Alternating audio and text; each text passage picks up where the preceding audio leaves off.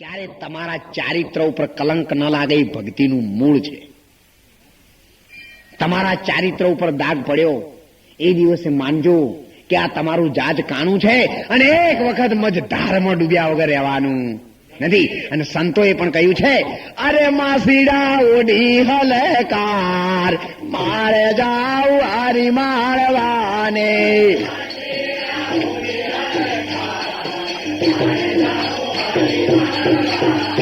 માસીડા ઓઢી હલકાર મારે જાવ હારી માળવાને.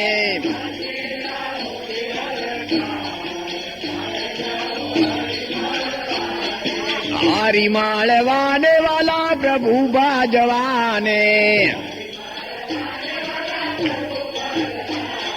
હારી માળવાને વાલા પ્રભુ બાજવાને. માસીડા ઓડિયાલકાર મારે જાવ હારી માળવાને.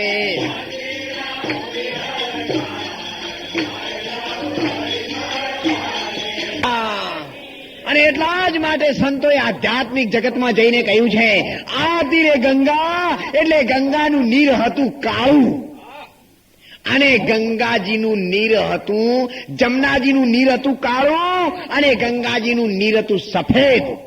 કાળો રંગ છે તમો ગુણનો છે અને સફેદ રંગ એ સત્વગુણ ભગવાનનો છે. જો કદાચ તમે આ કિનારે જમનાજીના કિનારે રહી ગયા તો કનૈયો કાળા ધરામાં ડૂબ્યો તો ને આપણી તો શું વાત છે.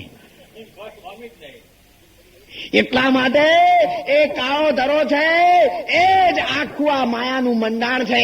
એ તામસ પ્રકૃતિ છે અને જો સત્વગુણ છે એ ગંગાજી છે. એટલે આ કિનારે ગંગા અને સામા કિનારે જમના.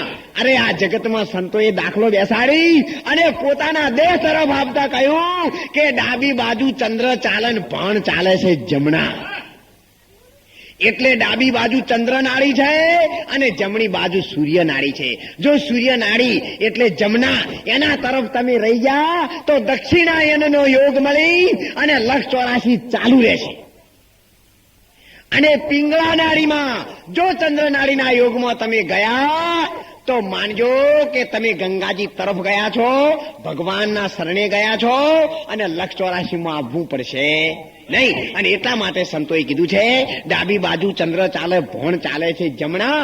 એ દોનું જો ભેગી મળે તો એને કહીએ સુખમણા. એટલે ગંગા અને જમનાની વચમાં જે સુખમણા નાડી છે એ ભગવાનના દરવાજા તરફ લઈ જાય છે.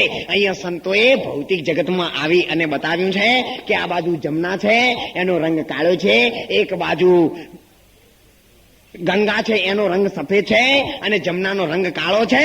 અને એની વચ્ચોવચ જે આ માનવ દેહ છે એ તમને અત્યારે મળી ગયો છે. એક બાજુ માયા છે અને એક બાજુ પરિબ્રહ્મ નારાયણ પરમાત્મા છે. અને આ મનુષ્યના દેહ રૂપી નાવડું હવે તમારે જે કિનારે લઈ જવું એ કિનારે.